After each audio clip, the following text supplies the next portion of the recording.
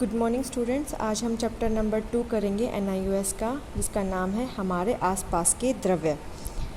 इससे पहले बेटा बहुत सारे बच्चों के पास साइंस की बुक्स अवेलेबल नहीं हैं, तो वो एक काम करें, प्ले स्टोर में जाएं, अपने फ़ोन पे प्ले स्टोर में जाके वहाँ पे NIOS बुक्स लिख के सर्च करेंगे। वहाँ पे आपको एक रेड और ग्रीन कलर का आइकन में NIOS बुक्स एक आइकन मिलेगा, जिसके ऊपर NIOS बुक्स लिखा हुआ होगा। उसको इंस्टॉल करोगे आप, और उसको इंस्टॉल करने के बाद उसमें आपको इंग्लिश मीडियम और हिंदी मीडियम दोनों में ही साइंस की और दूसरे सब्जेक्ट्स की भी सभी बुक्स वहाँ पे मिल जाएंगी। तो चलिए स्टार्ट करते हैं। फर्स्ट टॉपिक है द्रव्य। द्रव्य क्या होता है? हमारे पास जो भी वस्तु है हमारे आसपास में जो स्थान घेरती है और जिनका एक द्रव्यमान होता है, उसे हम क्या कहते हैं? द्रव्य कहते हैं। कोई भी चीज़ हमारे आसपास हम देखते हैं, हमारे फ़ैन है, टेबल है, चेयर है, बोर्ड है, बेड है, पेड़ पौधे हैं, जो भी चीज़ हमें दिखाई दे रही, सारी चीज़ें स्थान घेरती हैं, तो सभी क्या कहलाती हैं? द्रव्य कहलाती हैं। तो जो भी वस्तु जो स्थान घेरती है और जिसका द्रव्यमान होता है, द्रव्यमान क्या होता है? किसी भी वस्तु के अंदर एक निहित पदार्थ की मात्रा को हम द्रव्यमान कहते हैं। द्रव्यमान और भार में एक फ़र्क होता है बेटा। द्रव्यमान क्या होता है? किसी भी पदार्थ के अंदर निहित मात्रा, तो वो क्या कहलाती है? द्रव्यमान। और जब उसको हम गुरुत्वीय त्वरण से गुणा कर देंगे द्रव्यमान को, तो वो हो जाती है हमारा भार हो जाती है, जो हम वेट देखते हैं। तो भार क्या होता है? हमारा जो द्रव्यमान है उसको हम गुरुत्वीय त्वरण से गुणा करेंगे तो वो भार हो जाता है। और द्रव्यमान क्या होता है? किसी भी पदार्थ के अंदर निहित मात्रा, उसको हम क्या कहते हैं? द्रव्यमान कहते हैं। द्रव्यमान जगह जगह पे बदलता नहीं है, लेकिन भार हमारा बदल जाता है। जैसे हम अब पृथ्वी पे हैं तो हमारा भार कुछ और है, लेकिन अगर हम चांद पे चले जाएं तो हमारा भार, जितना भी हमारा पृथ्वी पे भार है उसको 6 से डिवाइड कर देंगे तो वो हमारा चांद पे भार होगा। तो भार बदलता रहता है, लेकिन द्रव्यमान नहीं बदलता। जो भी हमारे शरीर के अंदर, जैसे अब हम अपने ही भार की बात करें तो हमारे शरीर के अंदर जो हड्डियाँ, मांस है, वो खून है, जो भी लिक्विड है या फिर मसल्स हैं, सारी की सारी वो द्रव्यमान है। किसी भी शरीर के अंदर जो भी पदार्थ की मात्रा है वो द्रव्यमान है, लेकिन भार को हम उससे द्रव्यमान से गुणा करने के बाद प्राप्त करते हैं। तो इसलिए भार बदल जाता है, लेकिन द्रव्यमान नहीं बदलता। जो हमारी हड्डियां हैं, मांस है, जो कुछ भी है, वो हमारा द्रव्यमान अगर हम चांद पे भी चले जाएंगे तो वो नहीं बदलेगा, लेकिन गुरुत्वीय त्वरण की वैल्यू अलग अलग होने के कारण भार में बार बार बदलाव होता रहता है। तो फर्स्ट पॉइंट क्लियर है। द्रव्य, कोई भी वस्तु जो स्थान घेरती है और जिसका द्रव्यमान होता है, वह क्या कहलाती है? द्रव्य कहलाती है। सेकेंड पॉइंट, पदार्थ। पदार्थ क्या होता है? पदार्थ एक शुद्ध रूप होता है बेटा, जिसके सभी घटक एक जैसे होते हैं। जैसे सोना, चांदी, लोहा है, अगर हम इसको तोड़ेंगे भी तो हमें तोड़ने के बाद जो छोटे कणों में मिलेंगे वो भी हमें सोना, चांदी, लोहा ही मिलेंगे। लेकिन अगर जैसे हम मिट्टी को देखें तो मिट्टी के अंदर बहुत सारी चीज़ें मिली होती हैं। मिट्टी के कण भी होते हैं और धूल, गंदगी भी होती है, प्लास्टिक वगैरह भी डला हुआ होता है, या फिर लोहे के पदार्थ भी होते हैं, कुछ खनिज तत्व भी होते हैं मिट्टी के अंदर, बहुत सारी चीज़ें होती हैं। तो उसको हम पदार्थ नहीं बोल सकते। और भी एग्जाम्पल हैं, जैसे हमारा कोल्ड ड्रिंक हो गया, या हम घर पे भी शरबत या नींबू पानी बनाते हैं, उसको हम पदार्थ नहीं बोल सकते, क्योंकि वो 2 या 3 चीज़ों से मिलके बना है, तो उसको हम मिश्रण बोलते हैं। पदार्थ एक शुद्ध रूप होता है जो एक समान तत्वों से ही मिलके बना होता है। जैसे पानी है, पानी को अगर आप पानी के अलग अलग करें तो पानी चाहे कितना भी ज़्यादा लें या कम लें, उसका फॉर्मूला H2O ही होगा। वो H2O2 या HO या फिर H2O3 ऐसे नहीं हो सकता। पानी H2O मॉलिक्यूल से मिलके ही बना है और हर जगह वे घटक समान ही हैं। तो पदार्थ शुद्ध प्रकार का द्रव्य होता है जो एक समान घटकों से मिलकर बना होता है। क्लियर बेटा? पदार्थ भी क्लियर हो गया, द्रव्य भी। थर्ड पे आ जाते हैं, द्रव्य की कणीय प्रकृति। द्रव्य की कणीय प्रकृति के ऊपर 2 मत मिले थे बेटा हमें। पहला तो था यूनानी दार्शनिक प्लेटो और अरस्तु ने दिया था, और दूसरा था भारतीय दार्शनिक कणाद और यूनानी दार्शनिक ल्यूसिपस और डेमोक्रिटस ने दिया था। पहले मत के अकॉर्डिंग क्या था? उन्होंने ये माना, जैसे हमने एक चट्टान ली, उसको हमने तोड़ा, तो तोड़ते गए उसको हम बहुत छोटे रूप में तोड़ सकते हैं। तो उन्होंने ये माना कि द्रव्य है वो अविरत है, मतलब कॉन्टिन्यूअस है, उसको जितना मर्ज़ी जितने छोटे साइज़ में हम तोड़ना चाहें उतने छोटे साइज़ में हम तोड़ सकते हैं। पहला मत तो ये था कि उसको जितना भी हम छोटा हम करना चाहें, कितना भी बड़ा द्रव्य क्यों ना हो, उसको हम जितना भी छोटा करना चाहें उतना छोटा कर सकते हैं। लेकिन जो दूसरा मत था वो भारतीय दार्शनिक कणाद और यूनानी दार्शनिक ल्यूसिपस और डेमोक्रिट्स ने जो दिया था, उन्होंने ये बोला कि चलो मान लिया हमने कि हम उसको छोटे आकार में तोड़ सकते हैं, लेकिन कोई तो एक लिमिट आएगी ना कि जहाँ पे उसको हम नहीं तोड़ सकते। जैसे चट्टान को ही हमने लिया, पीस पीस के उसके छोटे पत्थर बना दिए, उन पत्थरों को भी पीस पीस के हमने बिल्कुल मिट्टी बना दिया, बिल्कुल ही रेत जैसा बना दिया। अब रेत को पीस पीस के हम और कितना छोटा कर सकते हैं। तो उन्होंने ये बोला कि एक ये जो सारे के सारे द्रव्य हैं वो बहुत छोटे कणों से मिलके बने हैं, जिनको और ज़्यादा नहीं तोड़ा जा सकता। जैसे वो चट्टान को तोड़ तोड़ के हमने मिट्टी बना दिया, मिट्टी का पाउडर हो गया बिल्कुल, पाउडर का हम और आगे क्या तोड़ें। तो जो पाउडर के कण हैं उनको उन्होंने सबसे छोटा कण माना, एग्जाम्पल के तौर पे बता रही हूँ। तो छोटा उन्होंने बोला कि द्रव्य है वो बहुत छोटे छोटे कणों से मिलके बना हुआ है और उन कणों को आगे नहीं तोड़ा जा सकता। और उन छोटे कणों को उन्होंने क्या नाम दिया, उन्होंने उसको नाम दिया परमाणु का। तो सबसे पहले परमाणु शब्द का इस्तेमाल डेमोक्रिट्स ने किया था। ये अगर क्वेश्चन आ भी जाए कि परमाणु शब्द किसने दिया, तो परमाणु शब्द डेमोक्रिट्स ने दिया था। तो अब हम इसी विचारधारा को मानते हैं इस चैप्टर में। ये वाली विचारधारा रद्द हो चुकी है, ठीक है। ये सेकंड हो गया। और इसके आगे भी इसके जो हम आगे थर्ड चैप्टर में और फिफ्थ चैप्टर में पढ़ेंगे इसके बारे में और भी पढ़ेंगे कि परमाणु को भी तोड़ा जा सकता है या नहीं तोड़ा जा सकता। अभी के लिए इतना ही। थर्ड 3 टॉपिक्स हो चुके हैं, द्रव्य, पदार्थ और द्रव्य की कणीय प्रकृति, ठीक है। उसके बाद द्रव्य की अवस्थाओं पे आ जाते हैं। ये आपने काफ़ी टाइम से 4th-5th क्लास से पढ़ते आ रहे हैं आप। द्रव्य की अवस्थाएं ठोस, द्रव और गैस। द्रव्य की हम मेनली 3 अवस्थाएं लेके चलते हैं, ठोस, द्रव और गैस। बेटा इस द्रव में और इस द्रव्य में कंफ्यूज मत हो जाना। द्रव्य का मतलब कोई भी वस्तु जो स्थान घेरती है, और द्रव है वो उसका प्रकार है, कौन कौन से प्रकार, द्रव्य के प्रकार में से है एक द्रव। ठोस के लिए क्या होता है, ठोस में आपने देखा होगा कोई भी लकड़ी है या लोहा है या एल्यूमिनियम है, उसमें आप देखते हैं कि ठोस जो पदार्थ होते हैं कठोर होते हैं। वो कठोर क्यों होते हैं, क्योंकि उनके बीच में जो कणों के बीच में जो बल है घटक कणों के बीच में वो बहुत ज़्यादा मजबूत होता है। वो आपस में एक दूसरे को बहुत मजबूती से पकड़े हुए हैं, इसलिए वो बल के कारण एक दूसरे से चिपके हुए हैं वो कण, और इसकी वजह से उनकी आकृति कठोर हो जाती है। द्रव के में क्या होता है, घटक कण ठोस की अपेक्षा थोड़ा दूर दूर होते हैं और गैस में तो बहुत दूर दूर होते हैं। तो पहला पॉइंट यही है कि ठोस में जो घटक कण हैं वो एक दूसरे के बहुत निकट होते हैं। द्रव में क्या होता है, ठोस की अपेक्षा दूर होते हैं, लेकिन गैस की अपेक्षा वो पास ही होते हैं। और गैस में तो घटक कण हैं वो बहुत दूर दूर तक फैले हुए होते हैं। तो सेकंड पॉइंट ये मैंने बता चुकी हूँ, घटक कणों के बीच अंतराअणुक बल जो होता है वो बहुत ज़्यादा होता है, बल ज़्यादा होता है, इसलिए वो आपस में पास पास चिपके हुए होते हैं और इसलिए वो कठोर आकृति के होते हैं। और द्रव में घटक कणों के बीच अंतराअणुक बल ठोस की अपेक्षा कम होता है, परंतु गैस की अपेक्षा ज़्यादा होते हैं, इसलिए वो आपस में चिपके तो हुए होते हैं, लेकिन वो एक कम बल के साथ। उनको हम अगर जैसे एक गिलास में पानी लिया, उसको हम 2 में डालना चाहते हैं तो हम इजीली डाल लेंगे, लेकिन ऐसा तो नहीं हो सकता कि ठोस को हम 2 जगह एक लोहे की पट्टी ली और उसको चाहें कि उसको 2 में डाल लें, तो वो नहीं हो सकता। उसके लिए हमें इसको तोड़ना पड़ेगा, ऊपर से बाह्य बल लगाने के बाद अपने आप से हम नहीं डाल सकते। लेकिन गैसों के बीच में भी अंतराणुक बल बहुत कम होता है, इनको भी हम एक जगह से दूसरी जगह में आसानी से ट्रांसफ़र कर सकते हैं। थर्ड, ये कठोर आकृति के होते हैं और निश्चित आकृति के होते हैं, ठीक है।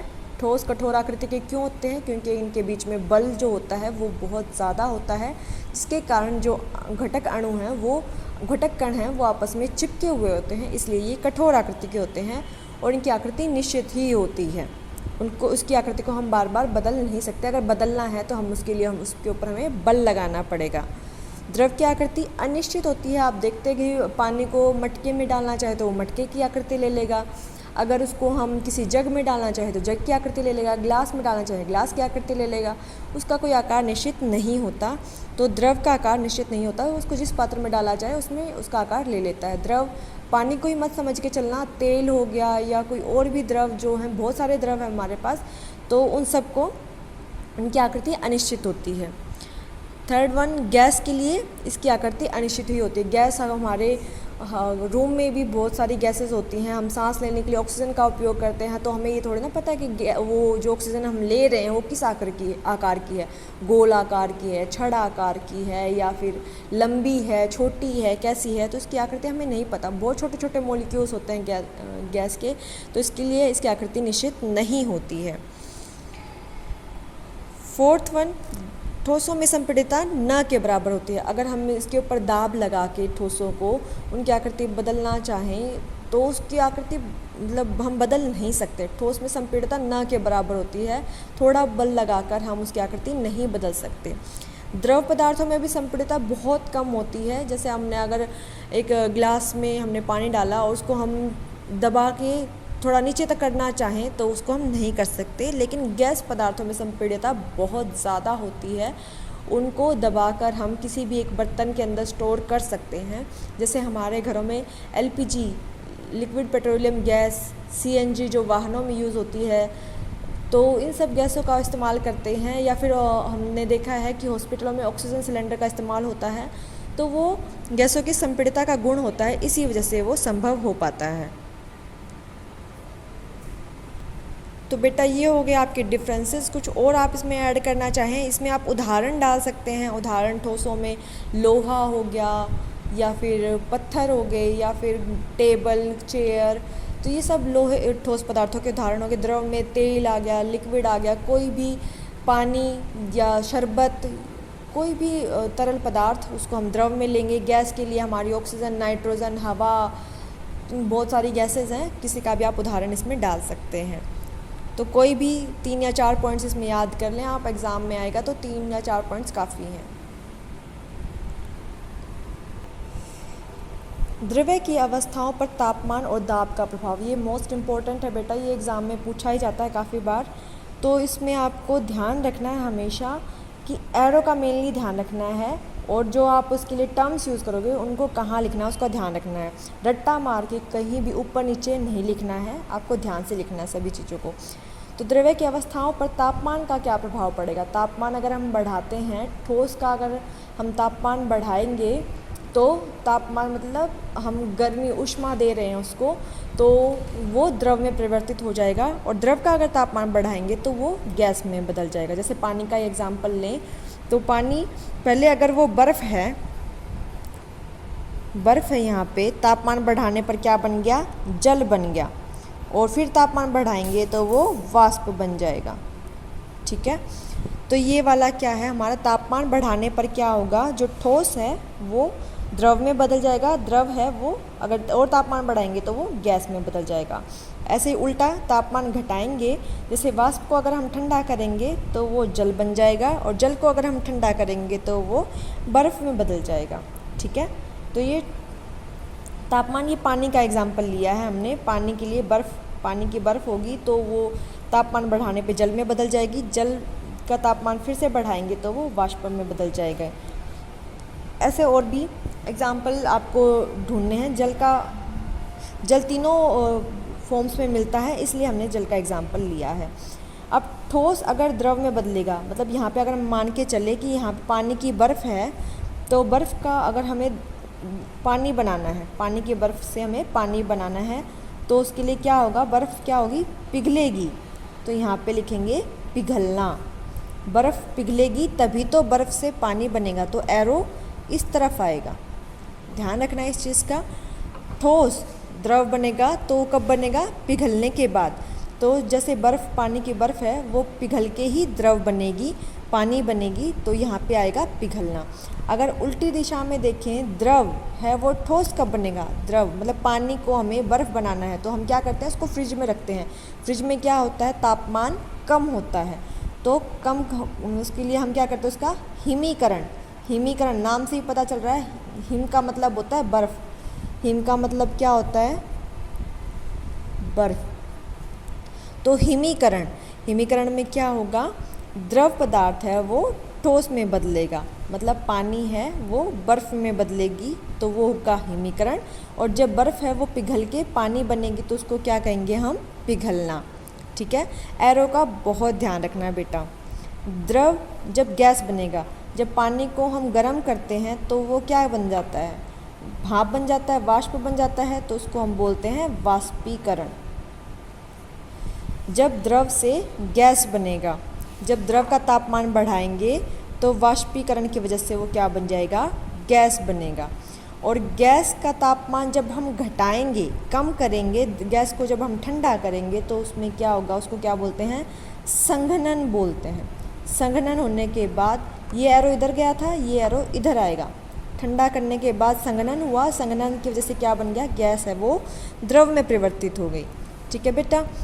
ठोस पिघलेगा, तापमान बढ़ाने पर ठोस पिघलेगा, पानी बन गया, बर्फ़ पिघली तो पानी बन गई। और जब फिर पानी बनने के बाद और गर्म किया तो वो क्या बन गया, वाष्प बन गया। ठोस पिघल के पानी बना और पानी का और तापमान बढ़ा दिया तो वो वाष्प बन गया। तो यहाँ पे ये हो गया। दूसरी तरफ से हम देखिए, गैस को जब ठंडा किया, संघनन होने के कारण वो क्या बन गया, पानी बन गया। और पानी को फिर और ठंडा किया तो वो क्या बन जाएगा, पानी की बर्फ़ बन जाएगा, ठोस बन जाएगा।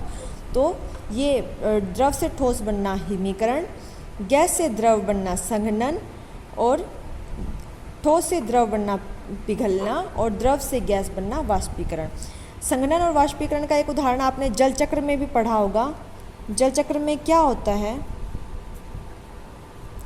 कोई भी नदियों या समुद्र का पानी है, ये कोई हमारी नदी है, मान लिया हमने, नदी या समुद्र का पानी है, सूरज की रोशनी में क्या होता है,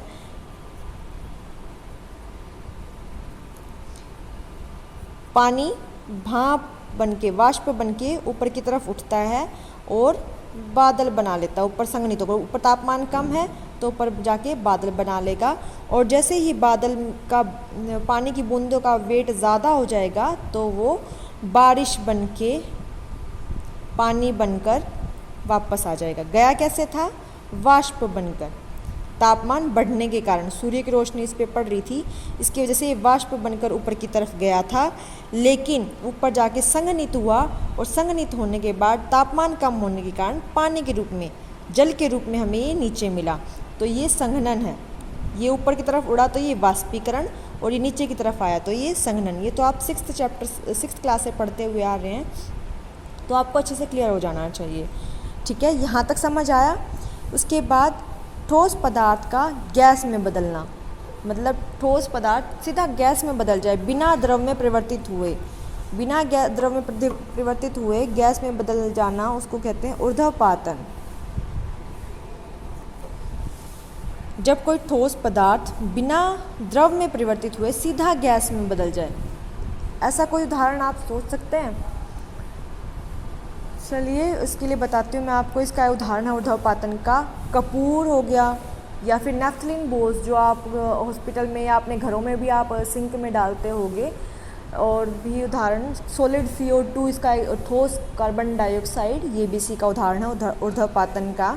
जब ठोस पदार्थ है, उसमें कपूर की गोलियाँ जैसे आप देखते भी होंगे, जो आपकी मम्मी आपके कपड़ों में डालती हैं, नेफ्थलीन बोल्स कपड़ों में सर्दियों के टाइम में जैसे कपड़े स्टोर करके रखते हैं तो उसके अंदर डालती हैं, तो वो पानी में लिक्विड फॉर्म में आने, द्रव अवस्था में आने के बजाय सीधा गैस में परिवर्तित होती हैं। जैसे आप कपड़े निकालते हो तो उसके ऊपर कोई द्रव नहीं लगा होता, वो उसमें सिर्फ उसकी नेफ्थलीन बोल्स की स्मेल होती है। तो जो ठोस हैं, जो नेफ्थलीन बोल्स हैं, जो कपूर की गोलियां बोलते हैं जिनको हम देसी भाषा में, वो सीधा कपूर की गोलियां जो कपड़ों में हमने डाली, वो सीधा वाष्प में परिवर्तित हुई, गैस के रूप में बनी, बजाय के लिक्विड में जाने के, कोई पानी या द्रव बनने में। ठीक है, उनका कोई द्रव पदार्थ नहीं बनता, ठोस से सीधा गैस में बनते हैं, तो इसको हम ऊर्ध्वपातन कहते हैं। और जब कोई गैस पदार्थ सीधा ठोस में बदलेगा तो उसको हम क्या कहेंगे, निक्षेपण कहेंगे। क्या कहेंगे, निक्षेपण। ये जो बताए हैं अभी, उदाहरण बताए हैं, जो नेफ्थलीन बोल्स हैं,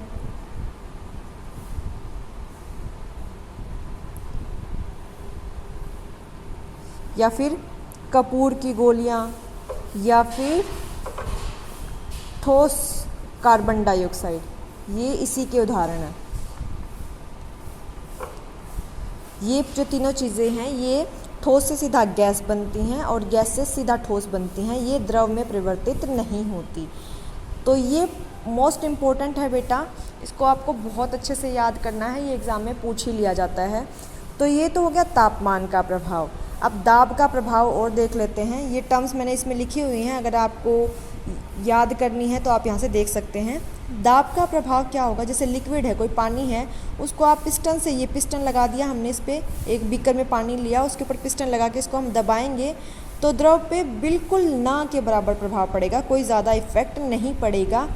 पानी को हम इतना संपीड़ित नहीं कर सकते। लेकिन गैस पे क्या होता है, गैस जैसे पूरे बीकर के अंदर फैली हुई थी और इसको हमने पिस्टन से दबाया तो ये दब गया पिस्टन, लेकिन एक टाइम आएगा उसके बाद नहीं दबेगा, तो यहाँ तक संपीड़ित हो सकती है। जब इसके कण बिल्कुल पास पास आ गए तो इसका जो आयतन है, पहले कहाँ तक भरी हुई थी, बीकर पूरा ऊपर तक भरा हुआ था, अब बीकर कहाँ चला गया, आधा हो गया है, तो इसका आयतन जो है वो घट जाता है। दाब बढ़ाने पर आयतन जो है वो कम हो जाता है। इसका आप प्रैक्टिकल एग्जांपल भी कर सकते हो। अगर आपके घर पे सिरिंज है जिससे हम इंजेक्शन वगैरह लगाते हैं, वो सिरिंज अगर आपके घर पे रखी हुई है तो सुई को निकालिए, उसकी नोक के ऊपर एक टेप लगा दीजिए और टेप लगाने के बाद पीछे से उसको दबाने की कोशिश कीजिए। कुछ टाइम तक तो वो दबेगा, उसके बाद वो नहीं दबेगा। तो जो सिरिंज के अंदर जो गैस थी, जहाँ तक उसको संपीड़ित किया जा सकता था वहाँ तक वो संपीड़ित हो रही है, उसके आगे आप उसको नहीं दबा सकते। लेकिन जैसे उसको आप आगे से वो हटा दोगे टेप को, तो आप उसको उस सिरिंज से बाहर निकाल सकते हो। ठीक है, हमारे डॉक्टर्स भी ऐसे करते हैं। जैसे अगर वो हमें इंजेक्शन लगाना चाहते हैं तो वो थोड़ी सी दवाई पहले बाहर निकाल देते हैं। क्यों निकाल देते हैं वो बाहर, ताकि जो हवा उसके अंदर है सिरिंज के अंदर वो निकल जाए। जब बिल्कुल दवाई शुरू हो जाती है तो दवाई ही शरीर के अंदर जाए, हमारे शरीर के अंदर हवा ना जाए, इसीलिए वो उसमें से थोड़ी सी जो दवाई है वो बाहर की तरफ फेंक देते हैं। तो यहाँ तक ये आपके सारे टॉपिक्स हो चुके हैं बेटा, और भी टॉपिक्स हैं। आज के लिए इतना ही। जहाँ अगर आपको ना समझ आए तो पूछ लीजिएगा। यहाँ तक आपके सारे टॉपिक्स हो चुके हैं। 1 2 3 4 5 5 टॉपिक आज हो चुके हैं। ओके, थैंक यू बेटा।